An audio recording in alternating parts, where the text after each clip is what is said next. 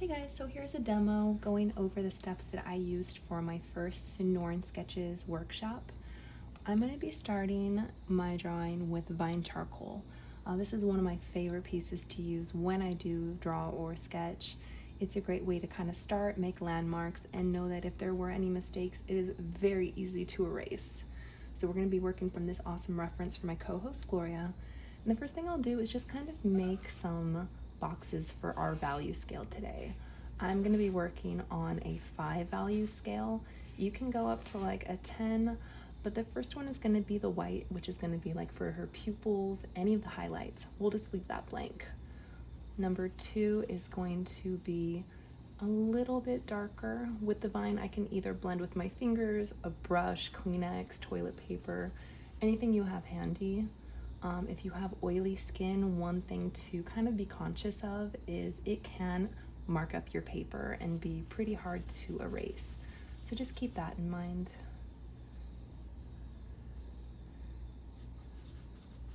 With the vine, it's really easy to kind of build up your colors.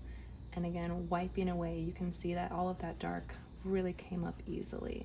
So I'm just gonna lightly press some in. And then for my darkest value, I won't be blending, but we'll just be throwing it down pretty hard here to get that darkest tone. So I have 1, 2, 3, 4, 5 tones. What I'm gonna do next is look at my reference here. And Gloria has a really wonderful ratio. So any of the drawings I do, I typically do a finger measurement, just kind of gauge where my structure is and to see if there is kind of a common ratio. So on her eyebrow, I'm going to use my fingers to measure. So here's 1. This is kind of a perfect indicator where that eyeshadow is going to start. If I use the same measurement, that's going to get right to her lash line. If I go again, that's going to come right to the bottom of her pupil. And if I take another measurement from there, it comes right down to here. So what I can do on here is I can kind of notate where everything is going to go. So I have my 1, 2, 3, 4, and then 5. So what I'll come over and do now is my first step, which is really just mapping out all of these areas. Again, with the vine, you have a lot of ability to erase things. So if I feel at any point that I really haven't gotten it down, something is off, I can really easily wipe it away and start over. So here's my 1. I'm gonna use my fingers and measure down and create a little line for where number 2 is. We'll do it again for number 3. Take my fingers to measure down to 4. And this last one, 5, where the bottom of the eyelid kind of shadow ends.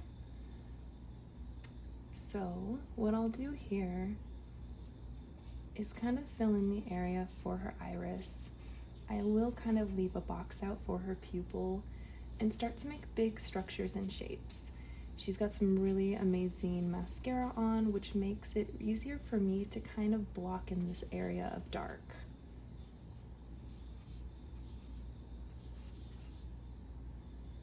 Now, where her lash line starts, you are gonna have some area of this kind of water line that doesn't have any lashes. So I wanna make sure that I give myself that space just to kind of remind myself that this will be a lighter tone, like a 2. She has nice highlights here, so I'm gonna kind of make a notation to myself to leave this area alone. And then just give myself a little landmark for where her eyelid is.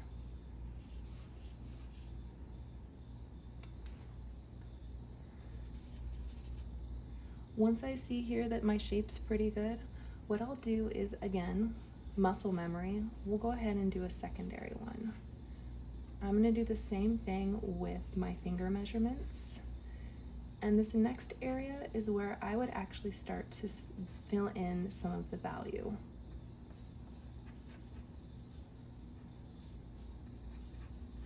So again, with my vine, I have a lot of ability to erase things, to lift things. Really, none of this is permanent, so if I do feel like some big changes need to happen, I'm not worried about it at all.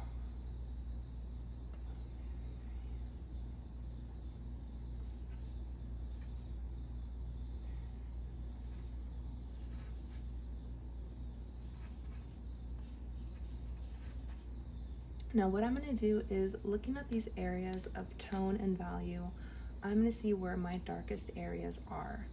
So her eyebrows are going to be a darker. Over in this corner of her eye, she has quite a bit of shadow. So I'm going to start filling that in with my vine. In this area underneath, we're going to fill in some more. Direction doesn't really matter. Again, we are going to blend this here in a second. I'm going to make sure my sclera also is filled in, because there's really no whites in your sclera. It will be lighter, but we will highlight that out.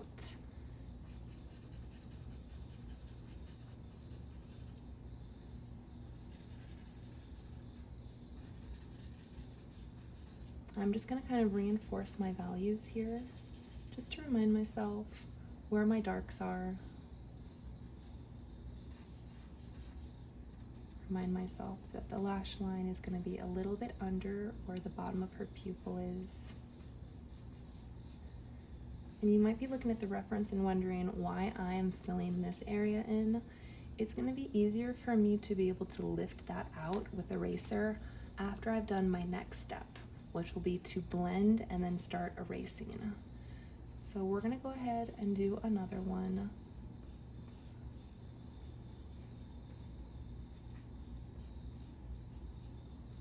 And again, the more you draw, the better you're going to get. The muscle memory for this specific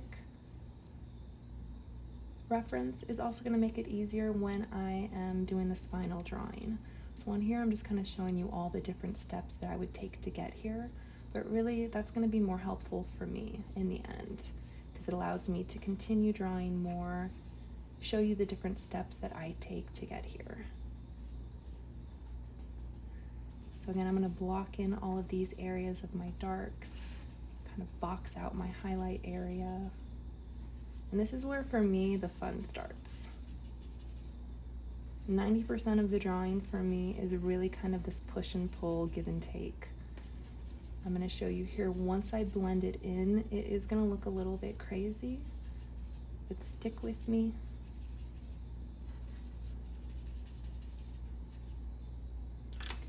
So you have the option, if you're doing a smaller drawing, you can use something like a Q-tip to start blending. If you have a larger area, you're working on a bigger drawing, you can use, again, toilet paper, Kleenex, a brush. I have a paper towel that I used during the workshop, so I'm going to go ahead and use that. And again, with the vine, you have a lot of ease of blending, of adding more on top to get the tones that you really want. This is a fast way to build up a lot of color in a short amount of time. But when you are ready to add more details, we will start using our pencils. So the pencils that I use are gonna have a lot of like wax to kind of hold the pigment together. So the reason that I wait until I'm farther along in my drawing is because it's gonna be a lot harder to lift. I want to make sure that when I am ready to use that, I'm really happy with the structure of my drawing and where everything is laid out. Because if I'm not sure and I end up having to erase, it's going to be a lot more difficult.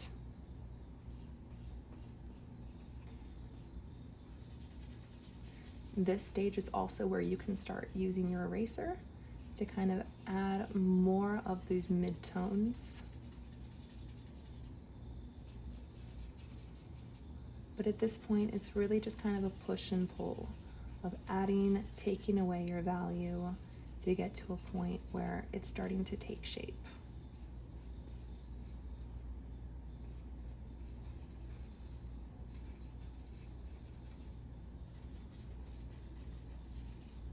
I'm going to blend a little bit more, and then I'll show you why the highlighter is important at this point.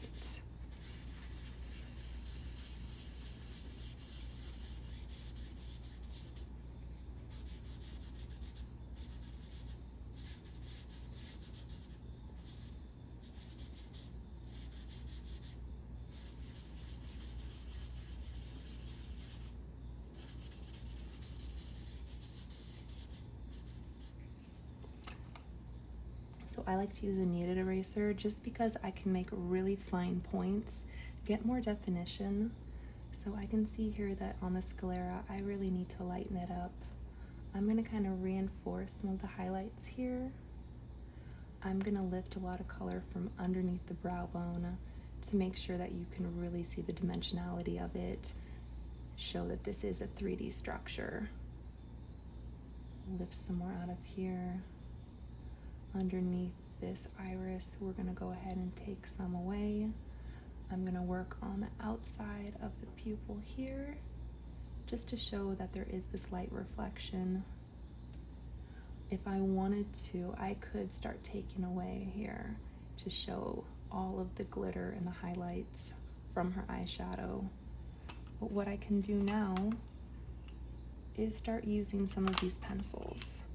I'm gonna go ahead and find one of my soft ones and really bring in a lot of the detail from the eyelashes.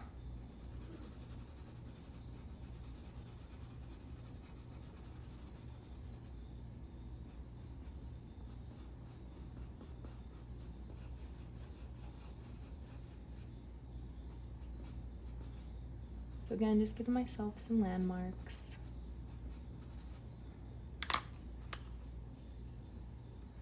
And I'll go back with my vine just to really get these darks going.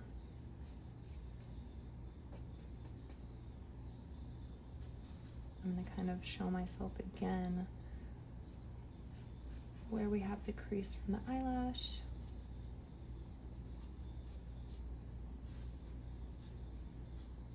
Reinforce the shape of her eyebrow.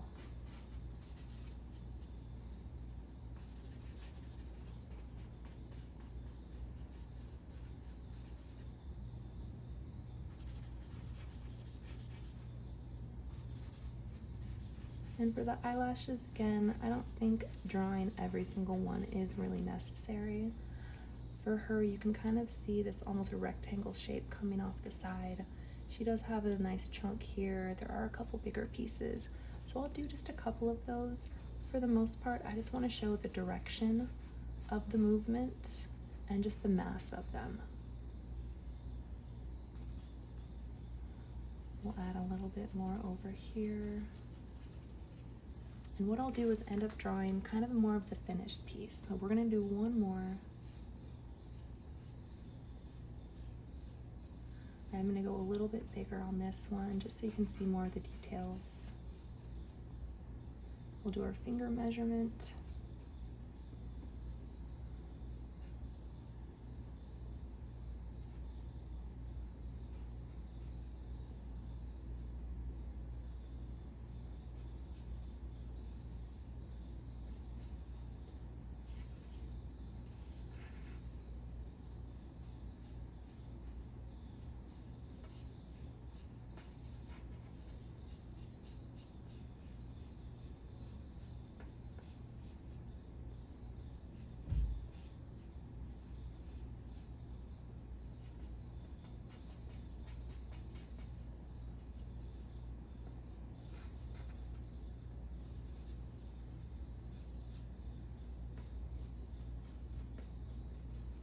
So again, I'm just kind of repeating step 1, 2, and 3 at this point.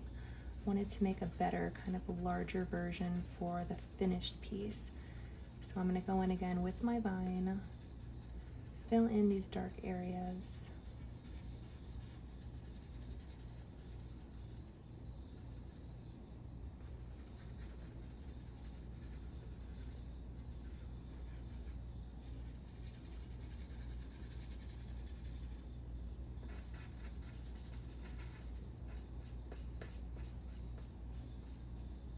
And just looking back at the reference to make sure that the shapes are correct, where I'm adding my darks or where they need to be,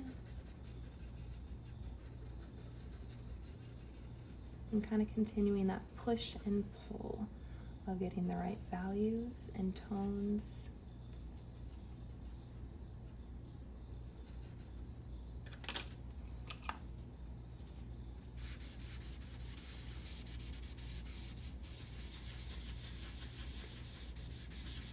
I did make another video too on finding proportions. I know some people in the class were having a tough time with the finger measuring method, which is valid. It's taken me like over 10 years to really feel comfortable being able to do this. So check that out if you feel like, you know, it's tough to spend the time on a drawing that you already maybe don't feel comfortable with the structure. There's a bunch of different ways that you are able to either use your phone, an iPad, if you're able to print out a photo, to use charcoal on that to transfer the drawing onto your sketchbook.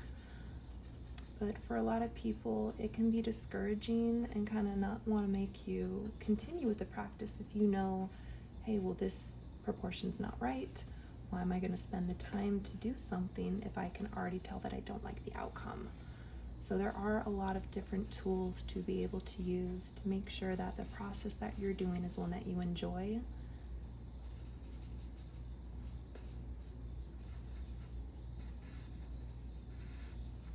So again, I'm kind of now at the stage 3. I'm just going to do a lot more pushing and pulling of the tones, redefining my landmarks.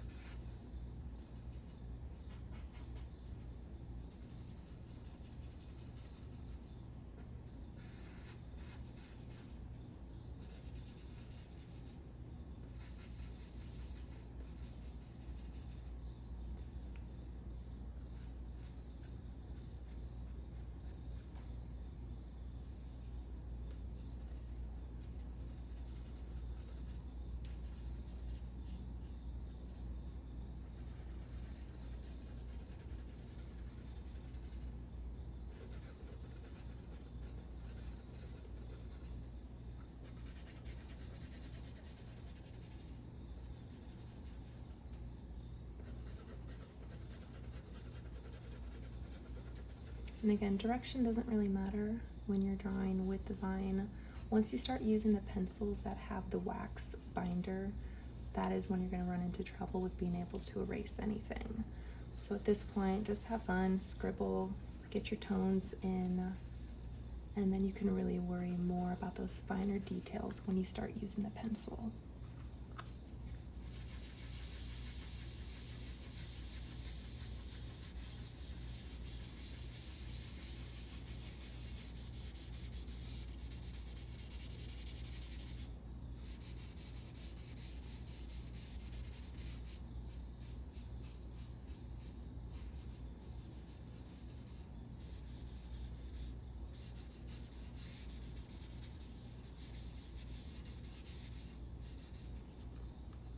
I kind of left her brows pretty bare, so I want to go back, reestablish those, add that mass in.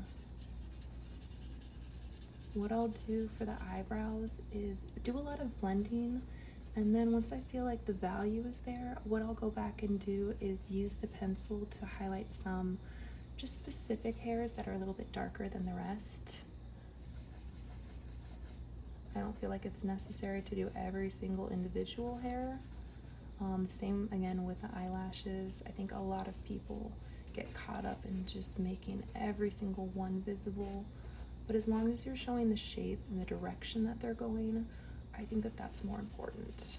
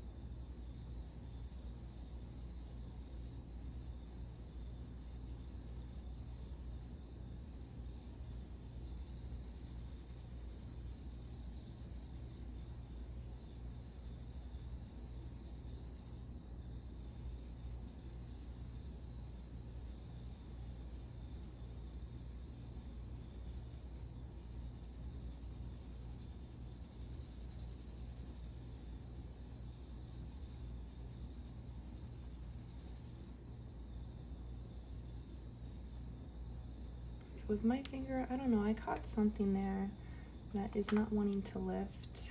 So I don't know if that was a piece of oil from my face, but I'm just gonna use the kneaded eraser and just kind of gently lift that out. So that's cool, that came out really easily. Now what I'm going to do is, again, just kind of reestablish some of these lines here. I'm gonna get my soft pencil.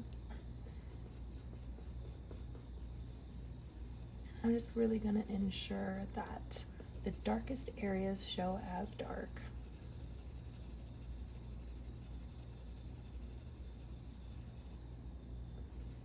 Under these highlights towards the bottom of her pupil is gonna be darker.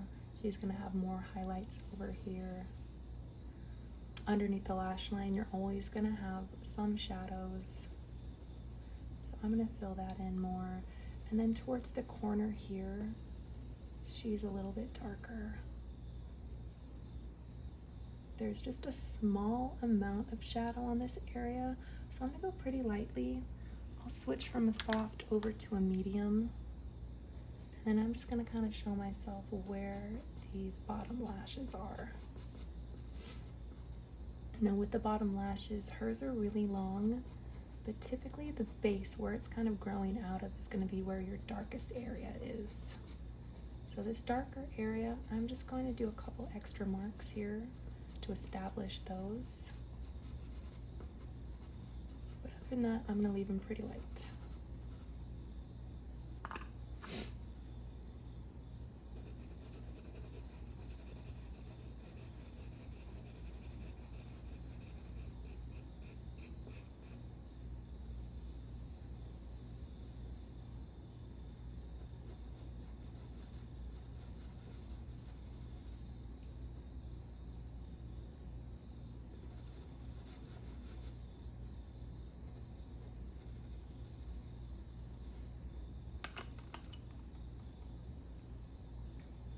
And you can use your finger too, especially if you've only been using Vine. You can use your finger to kind of lift certain areas out. So I'm gonna make sure that this brow bone area is a little bit lighter, and then really just gently kind of graze my eraser over to lift a bit more out. There's a couple areas in the eyebrow where she has a little bit of area where the brows don't have coverage, so I'll just do a little bit of lifting here. And now I'm gonna start working on the areas of her eyeshadow. I kept this base a little bit darker, just knowing that I was gonna have to come in and lift out.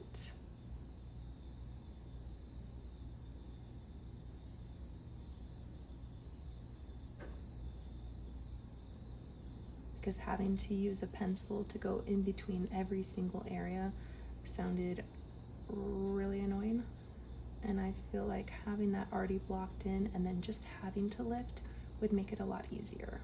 Obviously, if I want to go back and do more individual areas to darken, that'll be fine.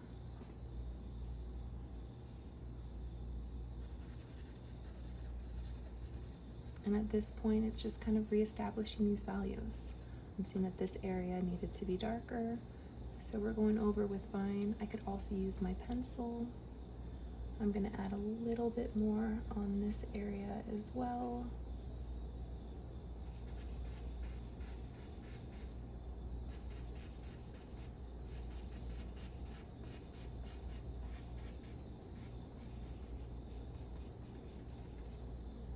And because it is a larger area, I am going to use my Vine charcoal. Because it's midnight, I want to go to sleep.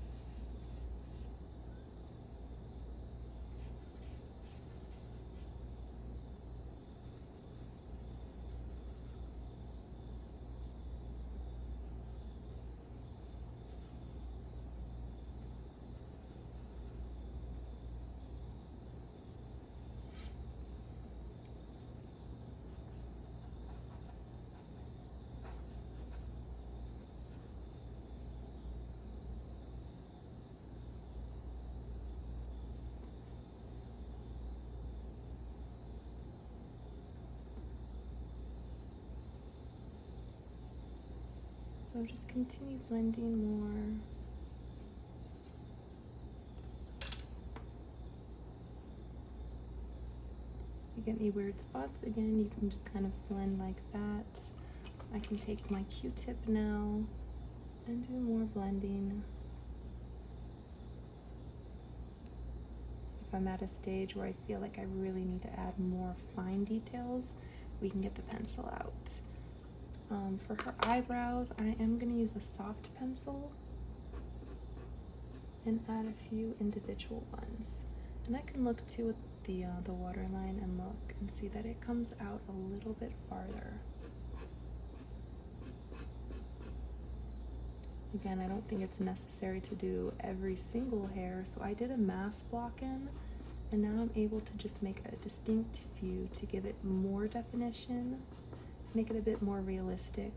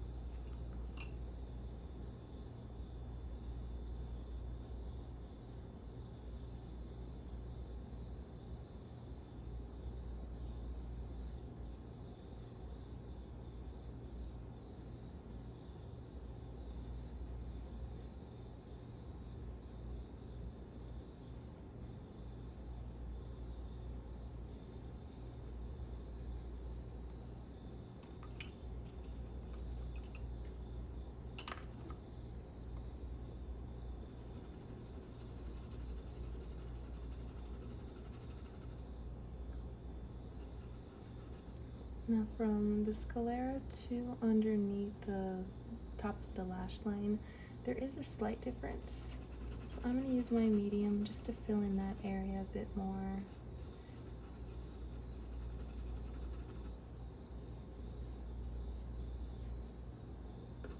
I can see that this area needs to be darker, so we will do the same thing.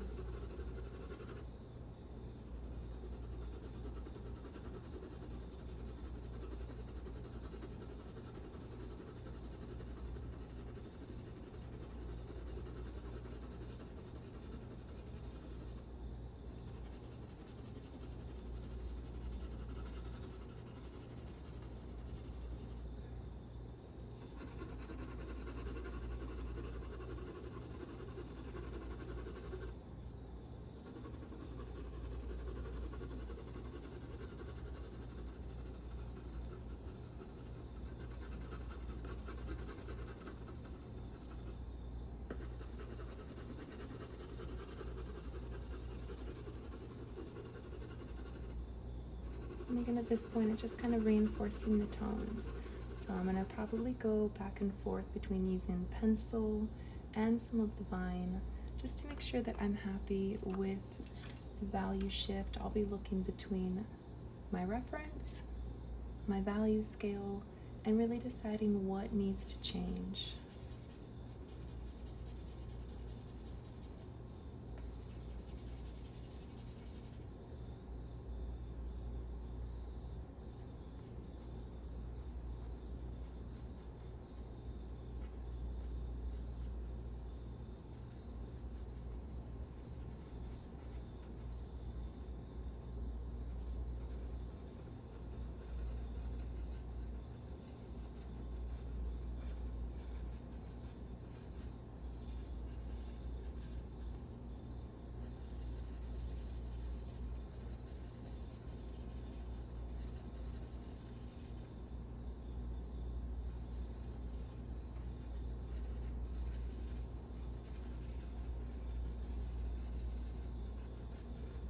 Another thing to think about too, unless you're doing like a commission for someone or doing a drawing specifically based on a thing that you're giving to a person, your reference is really just a guide. This doesn't have to be do or die. It doesn't need to be perfect. Even after doing this for like a decade, I have a really hard time just coming up with, you know, off the top of my head something to draw. I almost always use a reference. But being said with that, it doesn't need to necessarily be the exact thing that you're drawing. No one's going to see it besides you. So use it again as a soft reference, a soft guide. It doesn't need to be a complete match unless it is for someone and that is the intended purpose. But really, this is just a great way to understand the lighting, how to find the different values, and just to practice.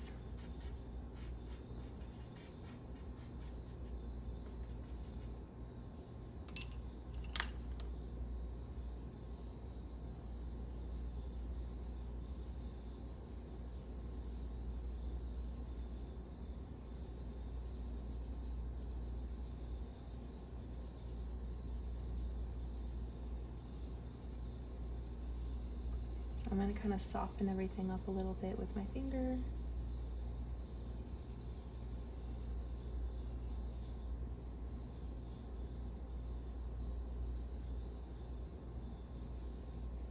I am mixing some of those highlights that I pulled out, but that is not a big deal because I can go back and pull those out really easily with my eraser.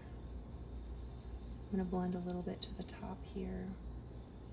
And then with the kneaded eraser, we'll go and we will again start pulling out all of those areas with her glittery eyeshadow. I had a student who did an amazing piece and was like, I don't want to take more out because I'm really happy. Don't. If you're ever at a place with your art where you feel like doing anything else is going to ruin it, you're done. Step away, leave it alone for a couple days, and then look back at it. See if you decide after a few days if there's anything else you see that you would want to fix or add. If not, you're done. You're always going to learn from drawing, whether you actually like the results or not. If you really messed up, you hate what the outcome was, you're going to be able to learn what that process was, why you didn't like it. Identifying those things is always going to help you become a better artist.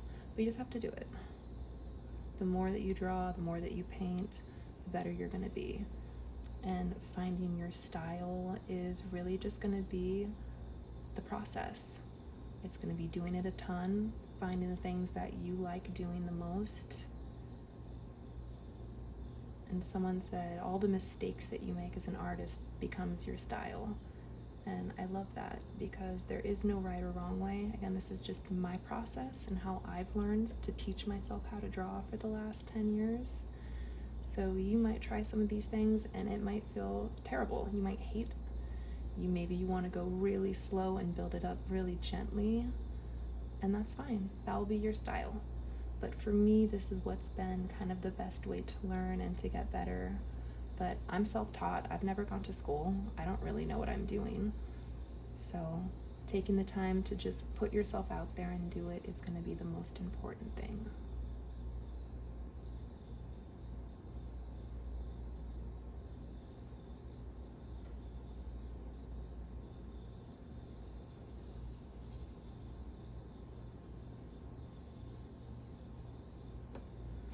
I'm just going to add a couple more of her eyelashes down at the bottom because those are really dark. That's kind of glaringly not right for me when I look at the reference and look back here.